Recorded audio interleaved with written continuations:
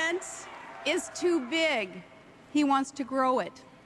Congress spends too much money. He promises more. Taxes are too high, and he wants to raise them. His tax increases are the fine print in his economic plan. And let me be specific.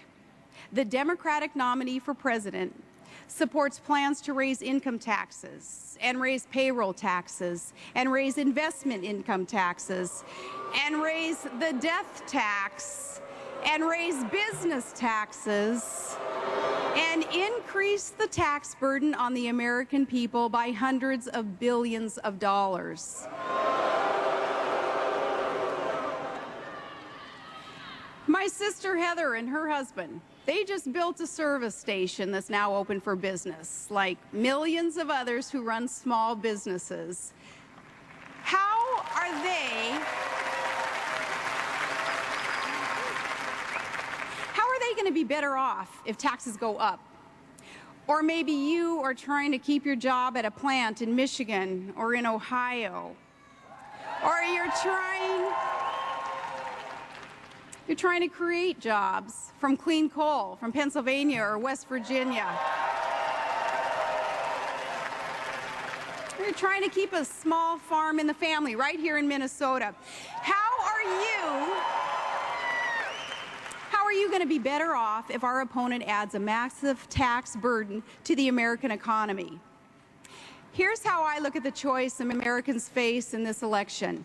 In politics, there are some candidates who use change to promote their careers. And then there are those, like John McCain, who use their careers to promote change.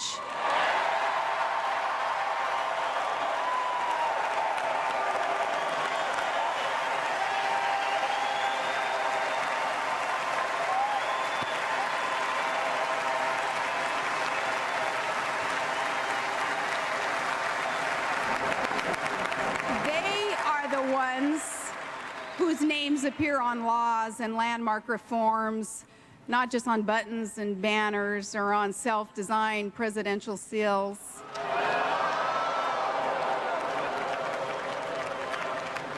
Among politicians, there is the idealism of high-flown speech-making in which crowds are stirringly summoned to support great things.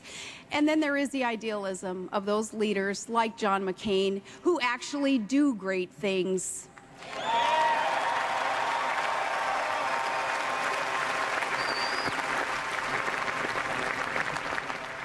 They're the ones who are good for more than talk, the ones that we've always been able to count on to serve and to defend America. Senator McCain's record of actual achievement and reform helps explain why so many special interests and lobbyists and comfortable committee chairmen in Congress have fought the prospect of a McCain presidency from the primary election of 2000 to this very day. Our nominee doesn't run with the Washington herd. He's a man who's there to serve his country and not just his party. A leader who's not looking for a fight, but sure isn't afraid of one either.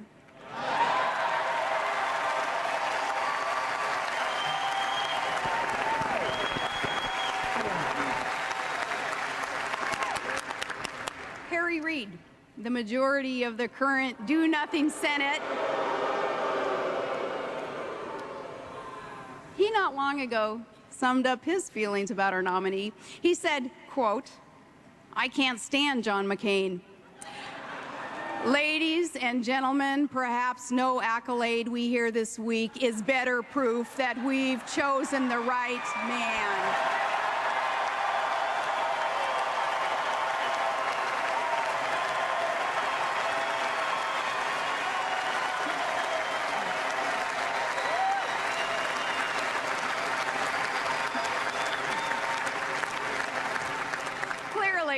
What the majority leader was driving at is that he can't stand up to John McCain. And that's only one more reason to take the maverick out of the Senate, put him in the White House.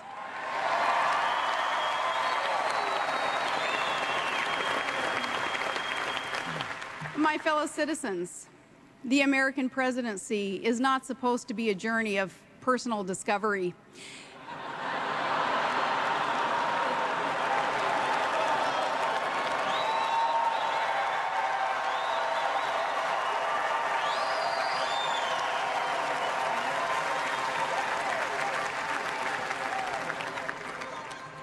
This world of threats and dangers, it's not just a community, and it doesn't just need an organizer.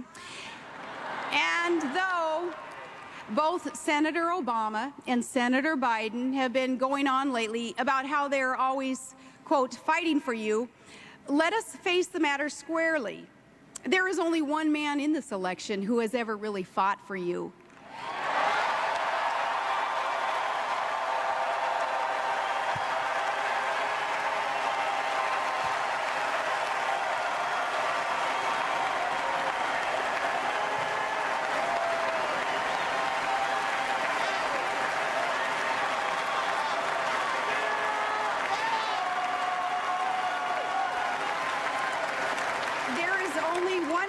In this election who has ever really fought for you in places where winning means survival and defeat means death.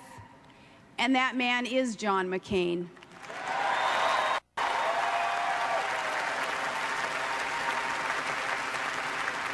You know, in our day, politicians have readily shared much lesser tales of adversity than the nightmare world in which this man and others equally brave served and suffered for their country.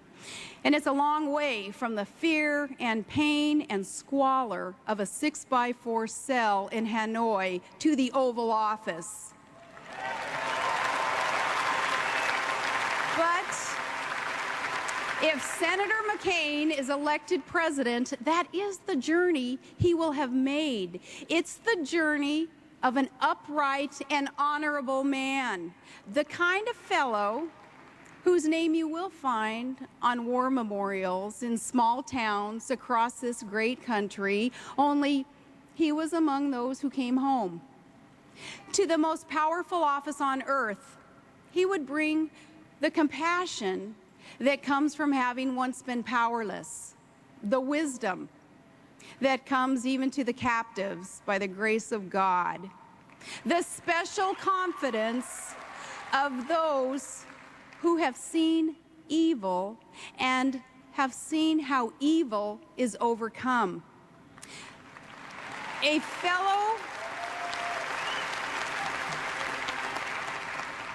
fellow prisoner of war, a man named Tom Moe of Lancaster, Ohio.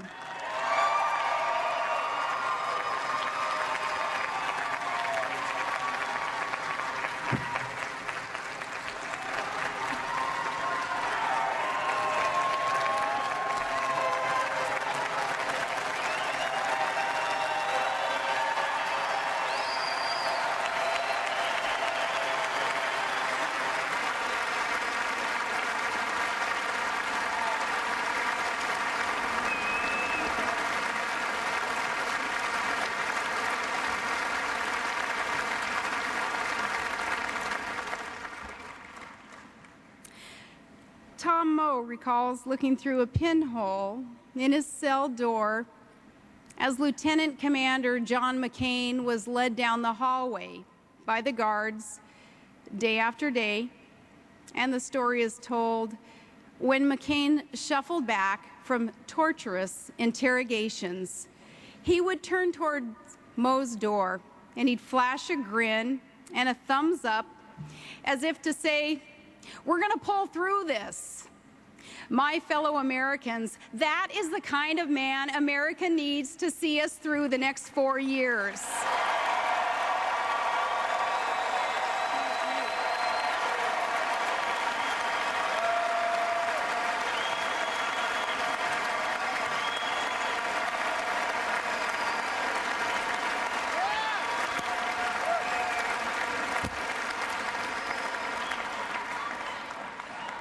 For a season, a gifted speaker can inspire with his words.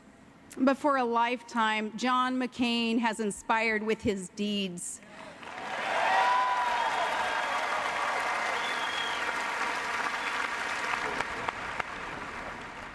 if character is the measure in this election, and hope the theme, and change the goal we share, then I ask you to join our cause. Join our cause and help America elect a great man as the next President of the United States.